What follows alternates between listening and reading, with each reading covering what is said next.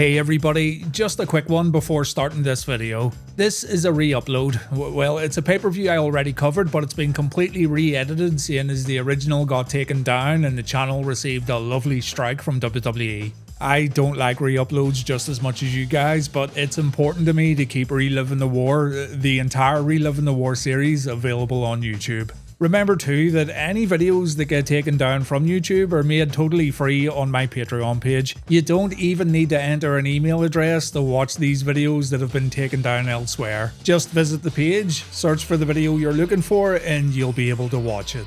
Thank you everyone, and once again, here's WWF SummerSlam 1999.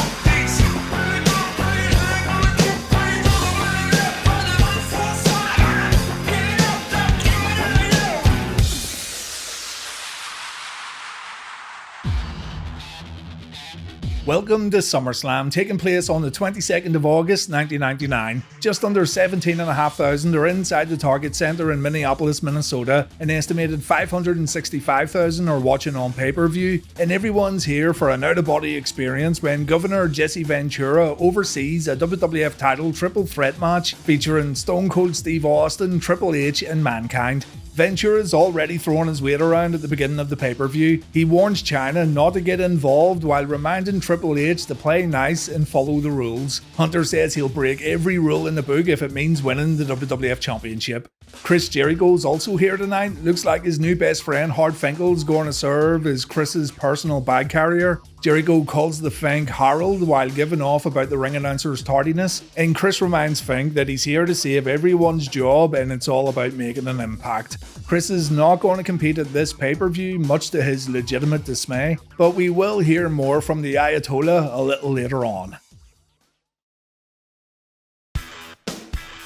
D'Lo Brown puts his European and Intercontinental Championships up for grabs in our opening match against Jeff Jarrett. Deborah comes out with Jeff wearing one of her revealing outfits that she usually saves for pay-per-view, but Double J thinks Deborah should head back up the ramp, seeing as, in Jeff's mind, Deborah cost him the IC title in the first place. She goes back, she has a quick word with D'Lo, and she then escorts the Eurocontinental Champion to the ring in a move that makes Double J seethe. I don't know guys, I think she's going to screw D'Lo over and not in a good way. D'Lo impresses with a running forearm followed by two power slams. We also see his sit-down powerbomb spot, and D'Lo's another one of those guys that I found a new appreciation for through this Reliving the War journey. I always knew he was good, but it's almost like rediscovering his work all over again. D'Lo goes upstairs and Jarrett stops him with an unorthodox but effective back elbow, and when the action goes to the outside, Jarrett tells Deborah to back off before D'Lo gets thrown into the ring steps. Jarrett finds himself getting clotheslined over the barrier, but he goes back in control after a failed suplex attempt. We see Jeff's guitar sitting in the ring right here, and you'd think the referee would get rid of it, but no. It stays right where it is as Jeff pulls off a single-arm DDT from the middle rope.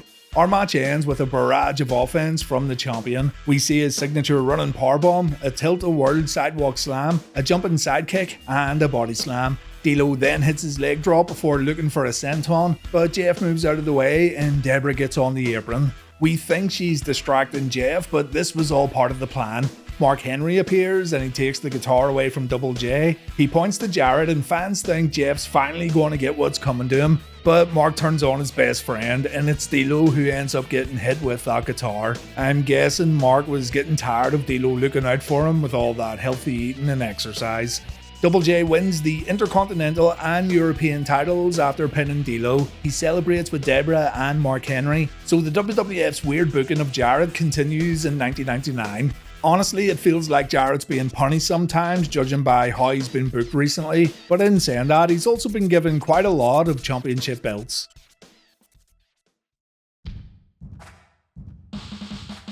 We have Tag Team Turmoil next, which is basically a winner stays on series of matches. The first match features Edge and Christian versus the Hardy Boys, and the winner of that match will face another duo until every tag team's been eliminated. Matt and Jeff are now part of the New Brood. This was made official through episodes of Sunday Night Heat and not on Raw. And this is the best match of the whole tag team turmoil as these young cats continue making a name for themselves in WWF. These four guys excel in high-risk double-team offense right here, but in no time at all, Gangrel's getting involved and the Hardy Boys get an unfair advantage. Matt and Jeff team up to plant Christian on the mat, and Jeff follows this up with an Arabian Press moonsault. We then see poetry in motion from the Hardys, and Jeff stays on Christian with a Swanton bomb. The break comes when Christian pulls off a double fallen inverted DDT and Edge comes in like a house on fire. And then we see a spot on the outside where Edge and Jeff run the barricade for a mid-air spear. It looks like Edge didn't get all of it though, which is a shame. The setup for the spot was great. Christian and Matt then pull off high-risk moves to the outside, and the Hardys get eliminated when Matt takes an electric chair facebuster from Edge, followed by an elbow drop from Christian. These four work so well together, and I kinda wish these guys were just given 15 minutes instead of other teams getting involved in this match.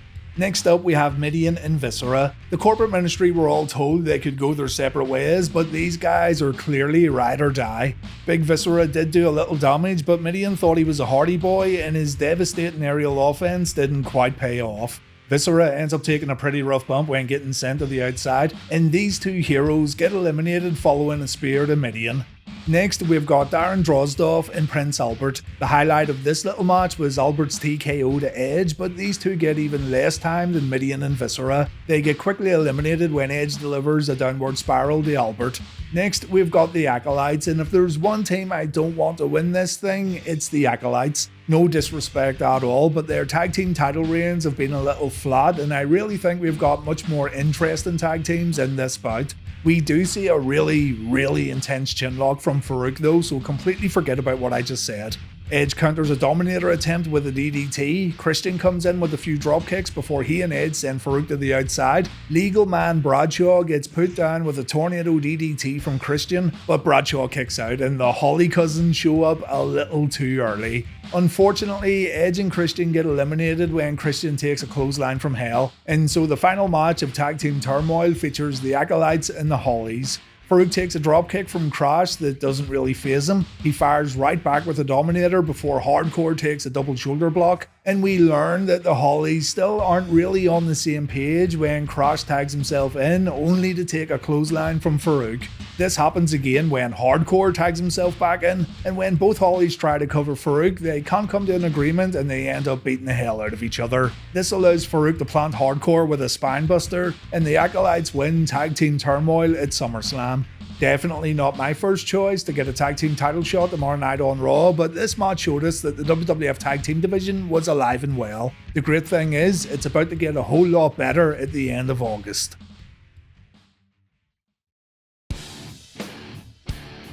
We see the Unholy Aliiance entering the arena as The Undertaker continues to shed away his dark and mysterious persona. And we also see Al Snow having a conversation with Pepper. Pepper's afraid the boss man's going to snatch him after Snow's hardcore match tonight, but Al says everything's going to be a-okay.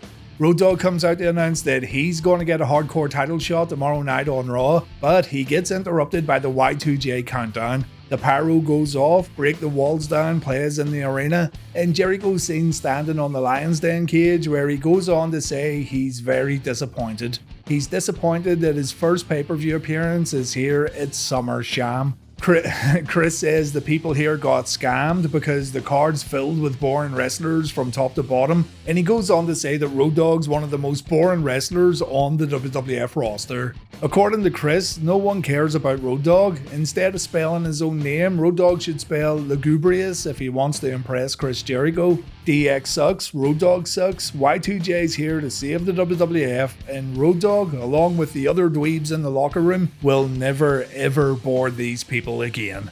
How does Road Dogg answer all this? By calling Chris a bitch and telling him to suck it. You know, I agree with Jericho, this was a terrible way to make your WWF pay-per-view debut, and I'm sure many fans bought this show specifically to see what Chris would do, but backstage pettiness was getting in the way of good business, and it's us fans who ended up paying for it. Well, us fans and Chris Jericho too. Road Dogg then joins the commentary team for our next match as Al Snow puts Pepper in his little pet carrier backstage. Snow then waits at the side of the stage for the big boss man to make his entrance, and Snow launches a preemptive strike to kick off this hardcore match. Road Dogg decides to go on location and he calls the action up close and personal. We go backstage where Boss Man hits Snow with his pet carrier and Al replies by breaking a chalkboard over the champ's head. The two then have a little fun beside a Pepsi refrigerator. We go out to the main streets of Minneapolis and we have seen this before, haven't we? These two love fighting outside. Snow and Boss Man cross the road where they end up fighting outside a bar. Road Dogg comments how the WWF are going to lose a lot of money due to this fight.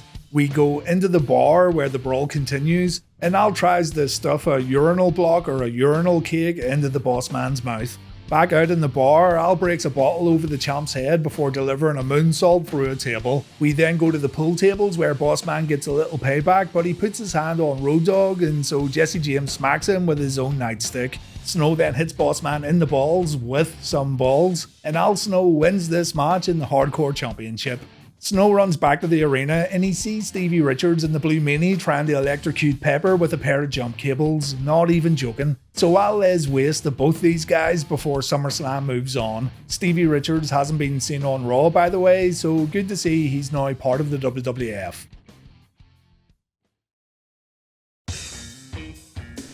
Ivory takes on Tori next, and this is another rivalry that played out mainly on Sunday Night Heat. The crowd were silent for this one, except for that one moment where a faint "take it off" chant could be heard in the arena. Things were pretty dull to start off, to be honest, but it did pick up a little when Ivory pulled off a big swing and Tori replied with an alley-oop powerbomb. Her method was a little different, as of course pointed out by Jerry Lawler, but it was probably the best move of the match. The two then botch a sunset flip, and surprisingly, this is the move that ends the bout. Absolutely dreadful. Luna Vachon saves Tori from getting stripped naked, and Luna just seems to come and go these days. Just when you think she's back, she ends up disappearing again.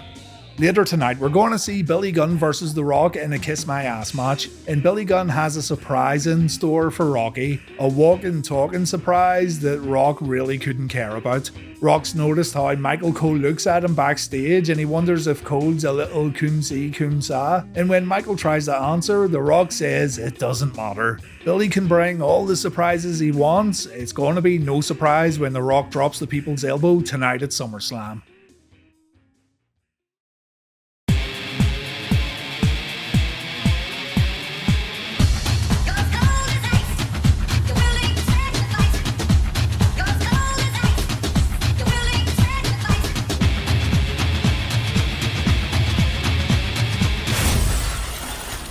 Alright, it's a Lion's Den match, but it's been given the Blackman treatment. Weapons are placed around the cage as Steve looks to rid WWF of Ken Shamrock once and for all. The two warriors enter the cage, Steve produces the nunchucks, and game over Kenny Boy, game over. Shamrock gets decimated by Sensei Blackman, and when Kenny Boy tries to use the weapon, he shows a lot of inexperience. Shamrock failed nunchuck class at the Motherfuck Dojo. Ken gets choked out, but he manages to fight back. He then throws the nunchucks out of the ring because he can't handle their awesomeness, and the whole Lion's Den shakes when Blackman gets whipped into a cage panel. This structure just can't contain Steve Blackman. Ken climbs up, he grabs a kendo stick, but Shamrock also failed kendo class as Blackman easily blocks the attack. More hard Irish whips follow before Blackman grabs his favourite weapon, the Eskrima sticks, and JR says Steve has a black heart as he goes to work on Kenny Boy. Just you wait, Jim, until the Dark Hado takes over Sensei Blackman and he becomes an unstoppable killing machine. Ken runs up the cage to deliver a shoulder block. He then uses the cage for a little assistance during a back suplex. Big Stevie Cool fires back with a DDT, but Shamrock's not out yet. We see a power slam from the world's most dangerous man. Blackman replies with an enziguri. Blackman grabs a kendo stick and Shamrock gets wrecked. A shot to the head seemingly knocks Shamrock out cold, and Blackman decides to not leave the cage and instead he's going to continue this match. Yeah, according to the commentators, you have to leave the cage in order to win this one. The match ends with Ken waking up and Blackman takes a belly to belly. Ken then beats the crap out of Steve with that kendo stick, and after a few shots to the head, Blackman goes for a little nap because he's just so bored. The bell rings, Blackman's now in a deep sleep and he's dreaming about karate, so the referee awards the victory to Ken Shamrock. They just can't wake Master Blackman up. Not a bad Lansdowne match here, but the Owen Hart vs Ken Shamrock match from last year's SummerSlam will always be my favourite.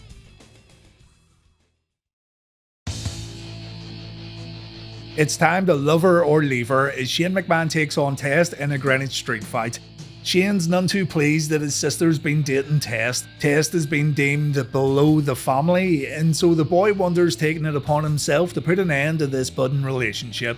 Shane tried to break Test's ankle, but when Stephanie tried to stop it, Shane unknowingly struck his own sister. Since then, Test has taken out every member of the Main Street Posse all by himself, which really does show he's a man with no fear. On the August 15th episode of Sunday Night Heat, Shane challenged Test to a street fight, with the stipulation being that if Shane won, the couple would stop seeing each other. But if Test wins, then he and Steph would both have Shane's blessing. Test is the first to make his way to the ring. His ribs are taped up thanks to Shane launching an attack earlier tonight on Sunday Night Heat. Shane makes his entrance without his backup, and he gets right in the face of his opponent before some familiar music plays over the PA. Have you ever had sex? I haven't felt great. It felt so good when I did it with my penis. A girl let me do it. It literally just happened. Having sex can make a nice man out the meanest. Oh, hey. Yes, the Posse are here in Minneapolis, and my god, don't they look dapper. Shane looks both surprised and delighted to see his boys as he leads them down to their front row seats. And hang on, there's a sofa in the front row. Why would there be a couch sitting there if Shane didn't know his mates were here? I'm starting to think there might be some shenanigans afoot.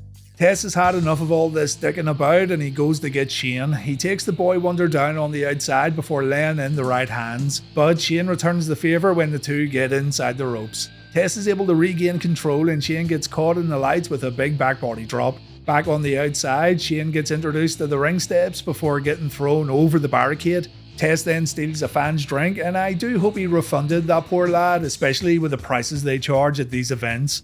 Shane attempts a crossbody from the barricade, but he gets caught before getting slammed onto the floor. The Posse look on concerned, and they have every right to be concerned as Tess picks up Shane and he launches him right at the Main Street Badasses. The couch topples over, and Stephanie McMahon looks on backstage with a big smile on her face. The Posse do get some revenge by attacking Tess before throwing him back over the barricade. They then proceed to hand their boy a number of weapons, including a framed portrait of the lads that ends up getting smashed over Tess' head. Back in the ring, Shane keeps control with a jumping back elbow before heading up top where he attempts a spiral top, but Tess is able to roll out of the way. Who knew that one of AJ Styles' influences would be Shane O'Mac?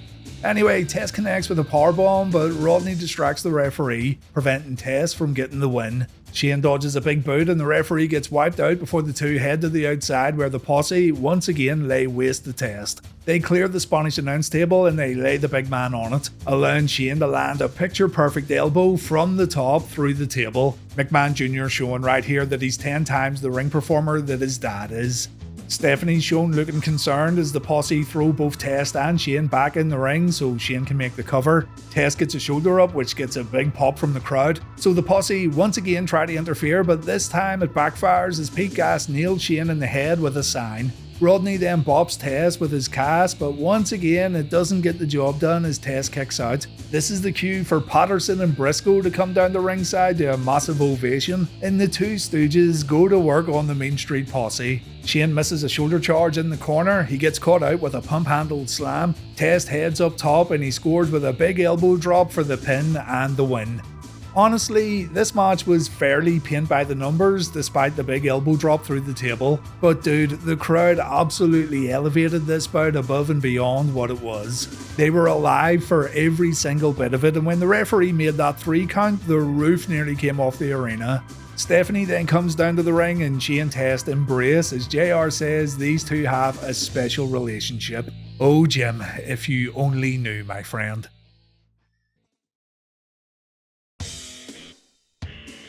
Tag team title time as champions Kane and X-Pac defend the gold against the team of Big Show and The Undertaker. X-Pac interfered in The Undertaker's WWF title match at Fully Loaded, costing the dead man a shot at regaining the championship. Taker would attack X-Pac the following night on Raw, causing Kane to come out to his partner's aid, but this led to the Big Show coming down to help out Taker put a beating on both Kane and X-Pac. 2 weeks later, X-Pac and Kane would defeat the Acolytes for the tag team titles, which would lead to them both being on the receiving end of another beating from this new Unholy Alliance. All this sets up for our tag team match here tonight at SummerSlam. Pac cuts a promo before the bout saying that he and Kane are closer than the Big Red Machine and the Dead Man have ever been, and that's what makes the challengers the underdogs here tonight. The champs are out first, and Kane has some new ring attire, which in my opinion is one of his best looks. The challengers are out next along with their absolutely god-awful entrance music, as well as the not so god-awful Paul Bearer.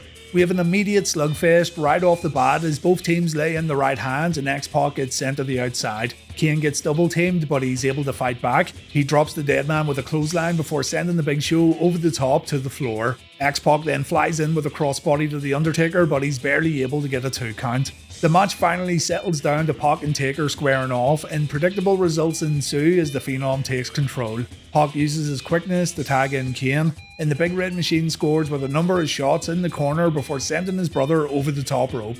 Pac goes to the floor to get some of the Undertaker, but the Dead Man doesn't take too kindly to Pac's offer to suck it, resulting in Kid taking a back elbow.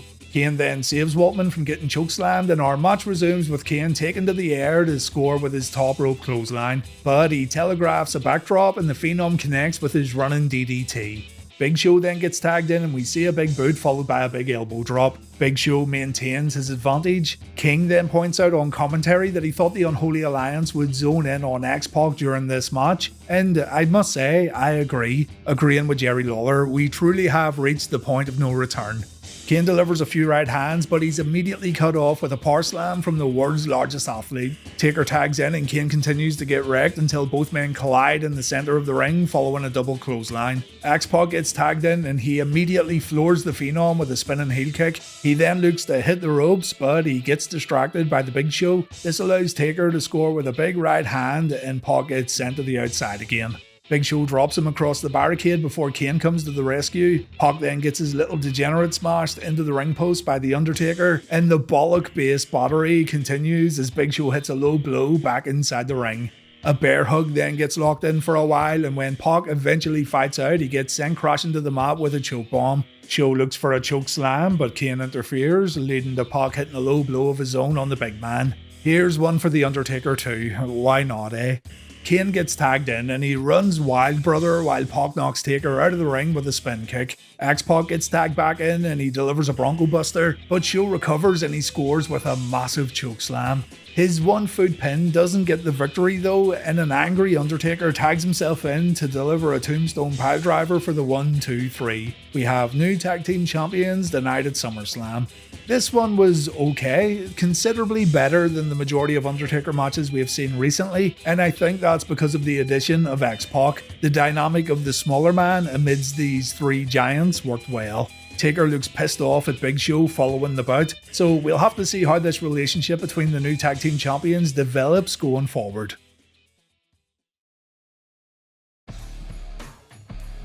Oh boy, here we go. Up next, The Rock takes on Billy Gunn in a kiss my ass match.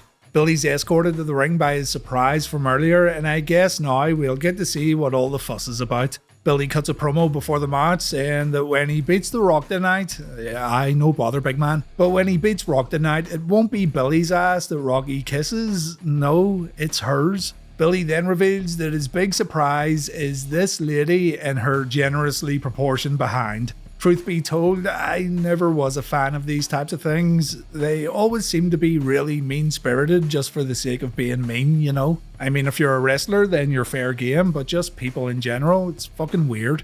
Rocky comes out to a great ovation, and if there's one man who had a justified look on his face that all this was beneath him, that would be Rocky right here. Billy looks to gain the early advantage by jumping the People's Champ right at the opening bell. He keeps Rock on the back foot by laying in a few shots in the corner. Rock returns the favour with some shots of his own, and this culminates in a spit punch that sends Billy over the top rope. On the outside, Billy gets introduced to the barricade before Rocky takes the arse enthusiast up to the entranceway. Billy gets thrown into the steel railings, but he's able to do the same to Rocky before putting him down with a clothesline on the concrete floor. The two briefly brawl by the Lions Den before making their way back down the ringside where the Great One gets launched into the ring steps. The two then fight at the announce table where King Billy Gunn gets crowned by The Rock before getting rehydrated with some water in the face. Billy, rightfully miffed by this disrespect, clocks Rock with the ring bell. And I guess then that this is a no DQ match, yeah? The two finally get back in the ring as Billy targets Rocky's head before going for a straight up choke on the ropes. Rock scores with a clothesline, but he's quickly cut off by a neckbreaker from Badass, and both men are now down. When they get to their feet, Billy stays in control with a jumping bulldog before scoring with a stinger splash. Billy takes a bit too much time jaw-jacking the crowd, and Rock explodes out of the corner with a clothesline before he drops Mr. Gunn with a float-over DDT. Both men are down once again as the camera focuses on Billy's lady friend at ringside, all whilst JR and King continue to bully the poor woman despite neither of them being model material themselves. Sorry, but it's true. Anyway, Rock scores with a swinging neckbreaker and a Samoan drop, but his rock bottom attempt gets blocked and Billy scores with a famouser. Hell of a vertical leap on Billy, by the way. Billy doesn't go for the cover though, he instead calls his woman into the ring. She stands in the corner and lifts her skirt to reveal the goods, and as Billy goes to shove Rocky's face in her hole, Rocky's able to counter and Billy's hoisted by his own petard as he finds himself with, and I quote, his face in that large woman's ass. Rock then scores with a rock bottom and a people's elbow for the victory, and I'm sure that Rocky isn't the only one who's glad that this feud is finally over with. We have all heard the story of how this rivalry killed Billy's push, but look at Billy's run from King of the Ring right up to this moment. Yes, Rock did annihilate Billy on the mic and he did eventually win the feud, but Mr. Ass didn't do anything to elevate himself to the level that he was pushed to. To be fair, his booking wasn't great either, but we've seen many superstars rise above bad booking and still make names for themselves. It's not all that uncommon. The match itself was a bit dull, truth be told, a lot of shortcuts here, but it did pick up towards the end and the crowd seemed to like it, so what do I know? Main event time is Stone Cold Steve Austin defends his WWF Championship in a triple threat match against Triple H and Mankind, with Jesse Ventura acting as the special guest referee. Back at Fully Loaded, Triple H defeated The Rock in a strap match to become the #1 contender for the WWF title at SummerSlam. On that same night, Austin retained the gold against The Undertaker in a First Blood match, so the SummerSlam main event was said to be Austin vs Triple H for the belt. On the August 9th episode of Raw, it was announced that seeing this main event was going to take place in Minneapolis, the WWF were going to bring in current governor of Minnesota and former pro wrestler and commentator Jesse the Body Ventura to serve as a special guest referee for the big match. On that same episode of Raw, Austin was attacked on a stairwell by an unknown assailant, and WWF Commissioner Shawn Michaels accused the new #1 contender of committing the assault. Michaels put Triple H in a triple threat match against Undertaker and China for the game's #1 contender status, and during that match, Austin would interfere and help China pick up the win. The next week, Triple H demanded a match against China for the #1 contendership. China agreed and would subsequently win due to interference from a returning Mick Foley. Mankind would then take the #1 contendership by beating China. And finally, Shane McMahon made a match between Triple H and Mankind to see who would head to SummerSlam to face Austin for the title. Both Shane and Shawn Michaels acted as referees, and when both men counted to 3 off a double pinfall, it was announced that both men would head to Minneapolis to challenge for the WWF Championship in a triple threat match. Jesus Christ, what a needlessly convoluted road to the SummerSlam main event. But we've now reached the end of that road, and it's time to see who's going to walk out of the Target Center with the richest prize in the industry. Our guest referee's out first, and Jesse gets a hell of a pop from his fellow Minnesotans. He ingratiates himself further by saying that despite media outlets saying he's a disgrace for being at SummerSlam, he's proud he was a wrestler and he's proud to be here tonight. The production team are giving this match a big fight feel as the competitors are seen walking to Gorilla before making their entrances. Foley gets as big an ovation as what Jesse did, and fans are delighted to see Mrs. Foley's baby boy back in the main event. The game's out next, accompanied by China, and Jesse immediately gets in the face of the 9th wonder of the world, telling her that he won't tolerate her interfering in this match. Just as Hunter and Jesse look like they're about to square off, the glass shatters and here comes the WWF champion.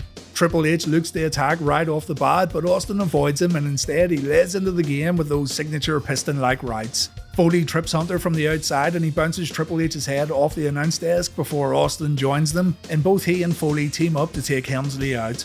Back in the ring, Triple H gets used as a tennis ball as he's bounced between his two opponents. Austin and Foley use yet more teamwork to take Trips down with a shot to the midsection followed by a knee lift. Foley then gives Austin a hug, to which the WWF Champion isn't too appreciative of, and he voices his displeasure in the form of more right hands. Austin then looks for a stunner, but Foley counters and Austin gets shoved into Triple H before Mick joins him on the outside after a failed charge attack. Austin gains control, taking care of both of his opponents on the outside, and whilst he's busy fighting with Hunter, Chyna takes the opportunity to throw Mankind into the ring post behind Jesse's back. Stone Cold chokes Helmsley with a cable while Jesse's distracted by both Chyna and Mankind, and when Austin tries to get back in the ring, the game whacks him in the knee with a steel chair. Jesse asks Hunter if he hit Austin with the chair before turning to the crowd for confirmation, but so what if he did? There's no DQ in a triple threat match, Jesse, you silly goose. We have a one-on-one match for the time being as Triple H scores with his facebreaker knee smash to Mick before going to work in the corner. Austin still struggling on the outside as Foley manages to lock in the mandible claw to Triple H, but Chyna trips Mick and Mankind gets his little dude love pulled into the ring post. Unfortunately for Chyna though, Jesse spotted her getting involved and he takes it upon himself to eject her from ringside. The argument continues all the way up the ramp, allowing Stone Cold to take down Triple H from behind before the two men continue to fight at the side of the entranceway. Helmsley gets sent into the barricades, some guardrails and a lion's den cage before being brought back down to the ring. Back inside the ropes, Triple H once again targets Austin's knee as he wraps it around the ring post before connecting with a chop block. Foley's back up and both he and Hunter take turns at laying the boots into Austin. The two challengers then team up to deliver a double clothesline, but the alliance is short-lived as the two men return to throwing hands. Foley takes both he and Hunter over the top rope with his cactus clothesline, but his follow-up cannonball from the apron misses and Foley splats hard on the floor. Austin gets his knee wrapped around the ring post for a second time, but not a third as Austin counters and Triple H crashes into the ring post. Both men then take the fight into the crowd before being joined by Mankind, who ends up taking a backdrop on the concrete floor. Our man Mick would just never phone it in, would he?